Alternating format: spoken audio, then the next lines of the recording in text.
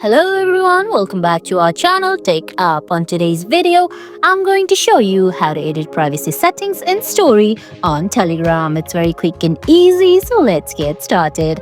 First of all, open the Telegram app on your phone. If you don't have the app yet, you can get it from Google Play Store or the Apple App Store. Once you do that, go ahead, launch the app, then sign in.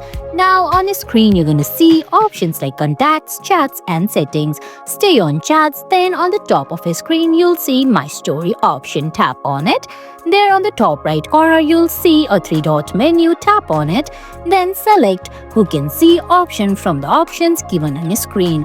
Once you do that, a small menu will appear from the bottom of your screen where you can exclude people from watching your story, or you can make close friends list. Also, you can choose selected users to watch your story. Once you do that, just go ahead and tap on Save List from the bottom of your screen. And guys, that's it.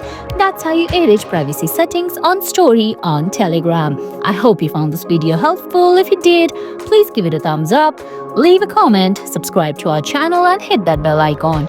See you in the next video. Thanks for watching.